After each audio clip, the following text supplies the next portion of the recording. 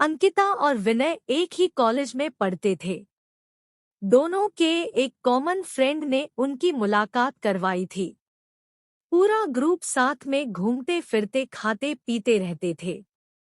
पर अंकिता और विनय की नजदीकियां बढ़ने लगी।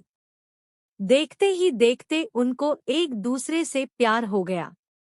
अब वह दोनों अकेले वक्त बिताने लगे। बागों में घूमना, साथ में मूवी देखने जाना, साथ में पढ़ना, वह हर चीज एक साथ ही करते थे। देखते ही देखते कॉलेज खत्म हो गया और उनका मिलना भी कम हो गया।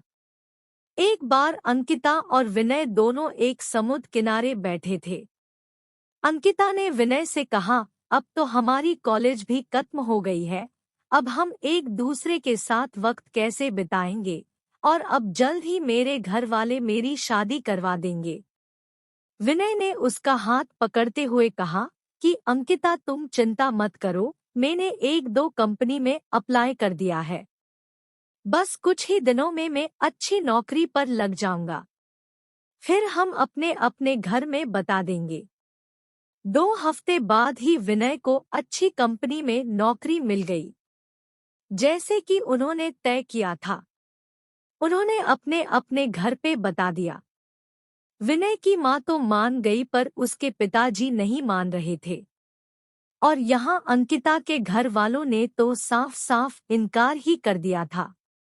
वह दोनों बहुत परेशान होने लगे कि अब क्या होगा, कैसे वह अपने घर वालों को मनाएंगे। बहुत दिन हो गए, दोनों का एक दूसरे से बात करना भी कम हो गया था, क्योंकि अंकिता के घर वालों ने उसका फोन ले लिया था और उसके लिए रिश्ता ढूंढ रहे थे। वह कभी कभी अपनी सहेली के घर जाती, तभी विनय को फोन कर पाती थी और बस हमेशा यही कहती कि विनय, तुम जल्दी ही कुछ करो वरना मेरी शादी हो जाएगी। मैं तुमसे बहुत प्यार करती हूँ, तुम्हारे बिना नहीं रह पाऊंगी। विनय भी उससे हमेशा आश्वासन देता था, पर उसको भी नहीं समझ रहा था कि वह क्या करे, कैसे अपने घर वालों को मनाएंगे। यही सोचते सोचते वक्त बीतते जा रहा था। दोनों बहुत परेशान रहने लगे। विनय घर पे न कुछ खाता था, न ही बात करता था, बस पूरा दिन शांत शांत रहता था। यह देखकर उसकी माँ से रहा नहीं गया और उसने अपने पति को समझाया कि मुझे मेरे बेटी की खुशी से बढ़कर कुछ नहीं है, और अब अगर उसकी शादी होगी तो अंकिता से ही होगी। आप कल ही उसके घर जाके उसके माँ बाप से बात करो। अगले ही दिन विनय के पापा अंकिता के घर गए और अंकिता के माँ बाप से बात की और उन्हें समझाया कि हमारे बच्चों की खुशी में ही हमारी खुशी होगी। मेरा बेटा एक अच्छी कंपनी में काम करता है और उसकी तनख्वाह भी अच्छी है, वह आपकी बेटी को खुश रखेगा। विनय के पिताजी की बात सुनकर अंकिता के माँ बाप मान गए और शादी के लिए राजी हो गए। विनय और अंकिता की शादी धूमधाम से हुई। दोनों बहुत खुश थे। वह अपने हनीमून के लिए शिमला गए। हनीमून से लौटते ही विनय अपने काम पे लग गया। दोनों की जिंदगी हंसी खुशी बीत रही थी। उनकी शादी को अब 2 साल होने वाले थे, पर उन्हें अभी तक बच्चा नहीं हुआ था। घर वाले, रिश्तेदार, सब लोग अंकिता से हमेशा यही सवाल पूछते थे कि खुशखबरी कब दे रही हो, पर वह हमेशा मुस्कुरा कर बात टाल देती थी। विनय और अंकिता भी बच्चा चाहते थे, पर उन्हें हो नहीं रहा था।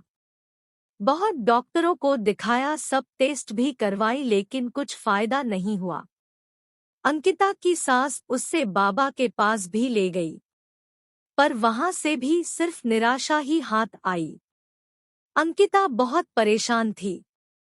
उसे यही चिंता खाए जा रही थी कि वह कभी मां नहीं बन पाएगी। 4 साल बीत गए, पर उन्हें अभी तक बच्चा नहीं हुआ। एक दिन विनय ऑफिस से लौटा तो उसकी माँ उससे चिल्लाने लगी कि तूने अपनी मर्जी से शादी की, अब देख रहा है अभी तक बच्चा नहीं हुआ है। अब हमारा वंश आगे कौन बढ़ाएगा? लोगों के ताने सुन सुन कर मेरे कान पक गए हैं। आखिर हमें भी इच्छा होती है कि अपने पोते पोतियों को देखे। यह सब अंकिता सुन रही थी। विनय ने अपनी माँ को समझाया कि जरूरी नहीं कि आपकी बहू में ही कुछ कमी हो, मुझमें भी तो हो सकती है। आप शांत हो जाइए। जैसे तैसे उसने अपनी माँ को चुप करवाया और अपने रूम में चला गया। वहां अंकिता बहुत रो रही थी। विनय उसके पास गया और उसको गले लगा कर कहने लगा, तुम चिंता मत करो, सब ठीक होगा। मैं हूं ना, तुम्हारे साथ में, तुम्हारा साथ कभी नहीं छोड़ूंगा। और माँ की बात का बुरा मत मानो, वो ऐसे ही कहती है। गुस्से में बोला, जाने दो, खाना लगा दो, हम साथ में खाते हैं। अंकिता थोड़ा शांत हुई और खाना लेकर आई। दोनों ने साथ में खाना खाया और सोने लगे। पूरी रात अंकिता यही सोचती रही कि कैसी औरत हूं मैं, जो अपने पति को बच्चा भी नहीं दे पा रही, अपना वंश को आगे नहीं बढ़ा पा रही। कितनी बदनसीब हूं मैं। वह पूरी रात नहीं सोई और बस रोए जा रही थी। सुबह हुई, सब अपने अपने काम में लग गए। विनय भी ऑफिस के लिए निकल गया। अंकिता भी अपना काम करने लगी, पर उसके दिमाग में वही रात वाली बात चल रही थी। पूरा दिन यही सोचती रही। रात को जब विनय घर आया तो अंकिता ने उससे खाना दिया और वह दोनों अपने कमरे में सोने की तैयारी कर रहे थे कि तब अचानक अंकिता ने विनय से कहा कि क्यों ना हम एक बच्चा गोद ले ले। अब हमें तो बच्चा नहीं हो रहा, क्यों ना हम किसी बच्चे को गोद ले और उससे माँ बाप का सुख दे और हमें भी बच्चे का सुख मिल जाएगा। विनय ये बात सुनकर बहुत खुश हुआ। वह दोनों दूसरे ही दिन एक दत्तक ग्रहण संस्था गए और वहां पूरी बात बताई। दत्तक ग्रहण संस्था वालों ने कहा कि आप एक फॉर्म भर दीजिए, जैसे जैसे ही सब जांच पड़ताल हो जाएगी आपको फोन आ जाएगा। उन्होंने फॉर्म भरा और एक आशा के साथ घर लौटे कि शायद अब उनकी परेशानी दूर हो जाएगी। 6 महीने हो गए, उनको कॉल नहीं आया। विनय जब भी वहां जाता, वह लोग उससे एक ही जवाब देते कि कॉल आ जाएगा।